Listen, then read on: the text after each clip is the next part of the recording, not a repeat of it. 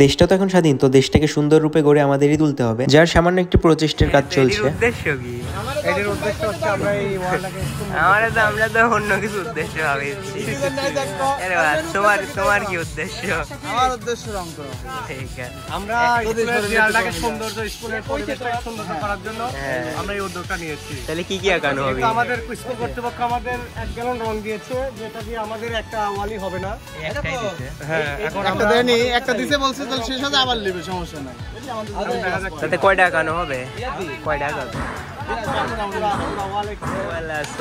আরে উদ্দেশ্য বুঝলাম, তোমার উদ্দেশ্য কি? তোমার বই দিকাই দিব নি, স্কুলে এসে ঘুরঘুর করিচ্ছে, কাম করো। সব কাজ সবাই মিলে না করলে সম্ভব নয়, তাই যে যার জায়গা থেকে হেল্প করতেছিল। তুমি অন ডিউটি, 10 টিকার জন্য হচ্ছে হাত দিছে।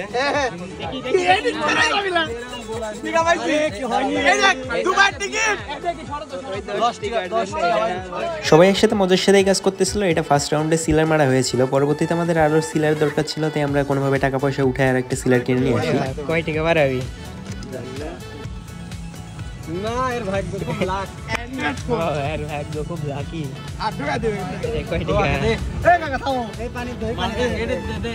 পানি দাও, পানি দাও। এই তো দিবি নি। 10 টাকাই রে। হ্যাঁ, এটা জমা দিলে আইতে দিয়ে লাগবে।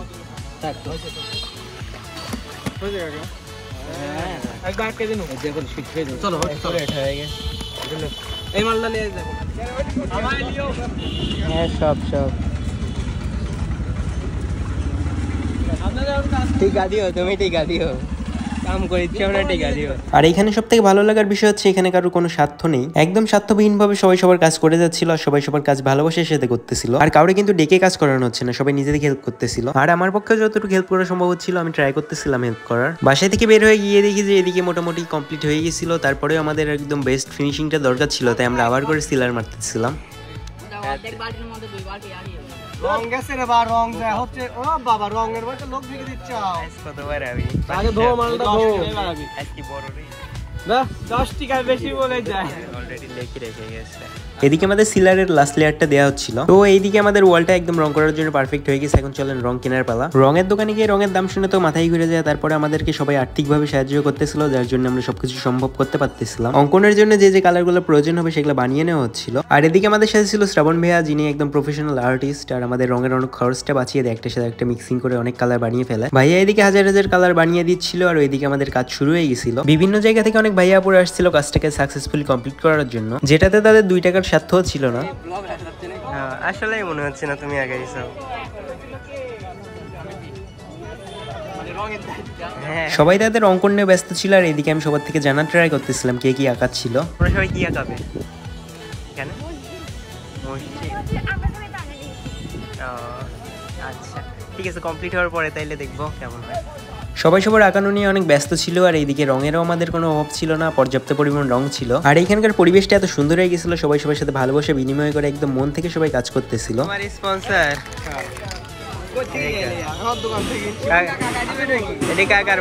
সবাই যার যার ওয়াল সিলেক্ট করে তাদের সিলেক্ট করার অঙ্কনটা আঁকানো শুরু করে দেয়। আর এমন না যে যাতে আঁকাচ্ছিল সবাই, এখানে সবাই শিক্ষিত ছেলে মেয়েই ছিল, তারা জানে সবকিছুর মিনিং, যারা যেন অন্য সবাই ইন্সপায়ার্ড হয় এরকম কোনো কিছুই সবাই আঁকানোর ট্রাই করতেছিল। আর পরবর্তীতে অঙ্কন শেষ হওয়ার পর আমরা তাদের মুখ থেকে শুনে নিব তারা তাদের অঙ্কন দ্বারা কি বোঝাতে চাচ্ছে। কয়টা গাছ হবে নি পরে আবার তো কাজ করবে নাই। আমারে যে ম্যাটটা দিছিল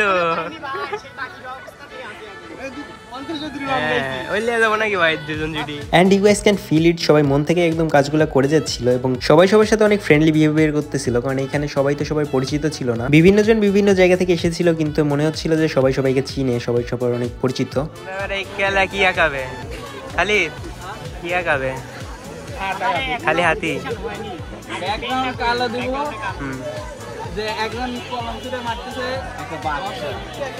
ঠিক আছে, কমপ্লিট হওয়ার পর দেখি রং টং হচ্ছে। আর ওদিকে আমাদের বালু চলে আসছে সব একসাথে।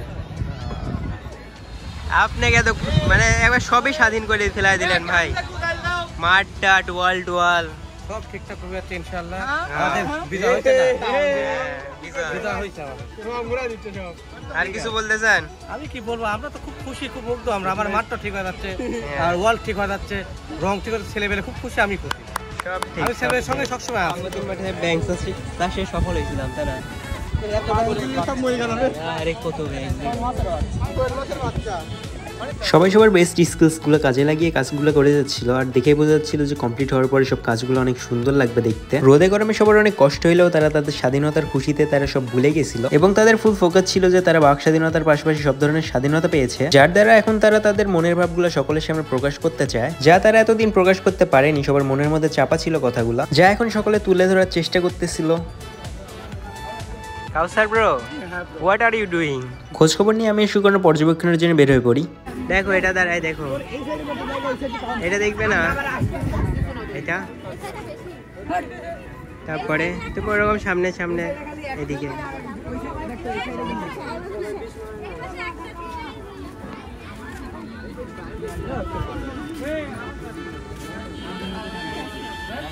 তুমি আগে যাও, পেছনে থাকো। ওকে,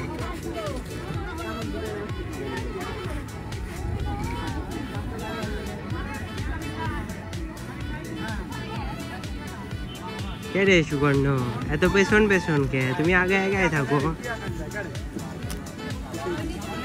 ওই জায়গায় হাসিনা কাকাই দাও, হাসিনা।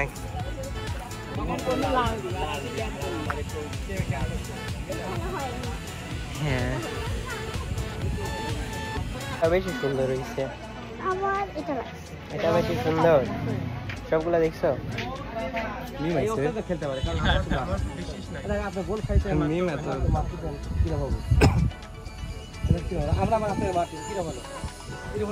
খুব ভালো, কাকু মারি না। তুমি খুব খারাপ হয়েছে। খেলা হচ্ছে এদিকে নিয়ে, ভালো লাগছে দেখতে না? ধন্যবাদ কাকা। সকাল থেকে বিকেল হয়ে গেছিল, সবাই অনেক সকালে আসছিল, এখন পর্যন্ত সবাই কাজ করেই যাচ্ছিল। সত্যি বলতে ওয়ালগুলো অনেক সুন্দর লাগতেছিল দেখতে, আর এইদিকে অনেকগুলো কমপ্লিট হয়ে গেছিল আর অনেকগুলো বাকি ছিল, যা কমপ্লিট করার কাজ চলতেছিল, ফিনিশিং এর পর্যায়ে ছিল। হেভি হয়েছে টিয়া, হাসিনা টিয়া। এখন চলে নাকি একে সবার ইন্টারভিউটা নিয়ে নেই। যে কেউ কিছু একটা মানে বলো, আঁকানোর বিষয় আর কি বলো, সবার থেকে আর কি নিব। They hired Ishan for explain. তো এইটার বিষয়ে কিছু বলো ঈশান। এটা হচ্ছে আমাদের হচ্ছে জুলাই মাসের 18 তারিখ থেকে 5 আগস্ট পর্যন্ত আমাদের ভাইদের নির্বিচারে যেভাবে হত্যা করা হয়েছে, স্বৈরাচারী শাসক যেভাবে আমাদের ভাইদের উপর হত্যা করেছে, এবং তাদের হচ্ছে স্মরণেই আমরা হচ্ছে এই উদ্যোগটি নিয়েছি, এবং তাদের স্মরণে আমরা এখানে শহীদ মিনার আঁকতেছি, এবং আমাদের এখানে সব স্কুলের ছাত্রছাত্রীরা এসে এই উদ্যোগটি নিয়েছে, এবং এখানে বিভিন্ন ধরনের তাদের স্মরণে বিভিন্ন ধরনের অঙ্কন করা হচ্ছে। অনেক সুন্দর হয়েছে জিনিসটা। থেকে শুরু করে গোটা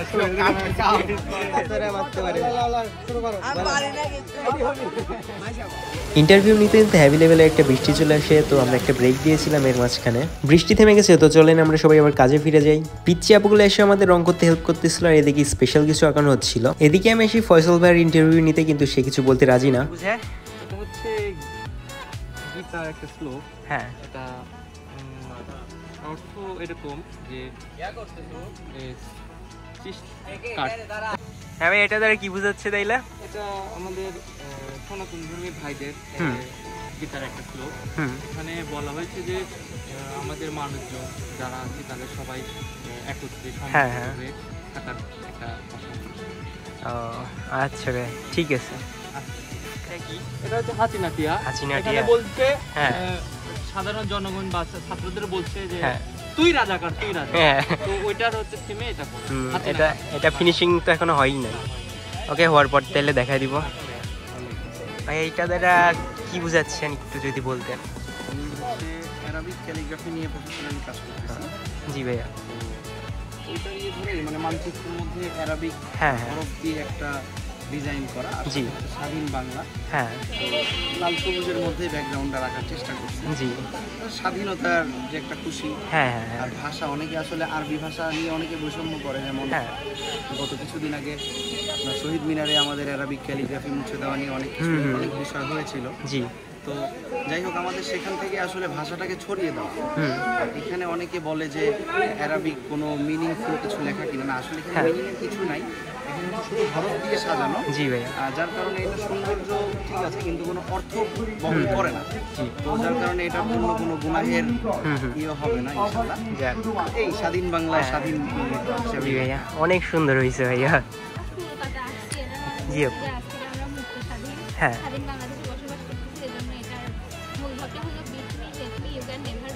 ও আচ্ছা, হ্যাঁ এটা তো এখনো কমপ্লিট হয় নাই, তাহলে কমপ্লিট হওয়ার পরে আমি দেখাই দিব। আর অনেক সুন্দর হয়েছে আপু জিনিসটা। কেমন আছো? চাইলে এইটা তো তুমি অনেক সুন্দর আঁকাইছো, তো এইটার মানে যদি একটু বলে দিতা। এখন এটা ফুলফিল করা হয় নাই, তো এটা হচ্ছে যে আমরা ফেসবুকে সাধারণত দেখে আসি হ্যাঁ ভাইয়া যে চোখ বাঁধা মুখ বাঁধা, জি আমরা বাক স্বাধীনতা পাচ্ছি না বা দেখেও কিছু বলতে পারছি না। তো এটাই হচ্ছে তার প্রতিকৃতি আকারে চেষ্টা করছি, যতটুকু পারছি। এখনো ফিনিশিং টাচ দেওয়া হয়নি। অনেক সুন্দর হয়েছে ভাইয়া। তাহলে ফিনিশিং টাচটা দেওয়ার পরে আমি দেখাই দিব আবার সবাই। তুমি এই যে আঁকাইছো এত সুন্দর কালো, এটার মানে কি? আমার মন যেরকম কালো, হ্যাঁ আলো ফ্রেম কালো। ও এটাই তাহলে মিনিং? এটাই মিনিং। ঠিক আছে। কি লেখা আছে, কি বোঝাচ্ছে বলো? দেখো এখানে কি আছে। এটার মিনিং কি? এটা কাল কমপ্লিট করা হয়েছে। কে আঁকাইছে? আমি নিজে। ওকে। এটা হচ্ছে আমাদের মানে আমরা 1971 দেখিনি, আমরা 24 দেখেছি। হ্যাঁ 24 আমাদের অনেক ভাইয়ের বোনের রক্তের বিনিময়ে আমরা স্বৈরাচার মুক্ত দেশ গঠন করতে পেরেছি। তাই স্বাধীনতা এনেছি, সংস্কার আমরাই আনবো ইনশাআল্লাহ, এমন কিছু এখানে বোঝানো হয়েছে। আর আমাদের অনেক ভাইয়েরা আছে এখন এইদিকে কাজ করছে, সবাই শেষ হয়ে গেলে তারপর সব মিলায় দেখা যাবে যে আসলে সৌন্দর্যটা কেমন আসে। ওকে ঠিক আছে। হ্যাঁ হ্যাঁ আমাদের দেশে সকল ধর্মকে সমান মর্যাদা দেওয়া হয় এবং এখানে আমরা সকলেই বাঙালি।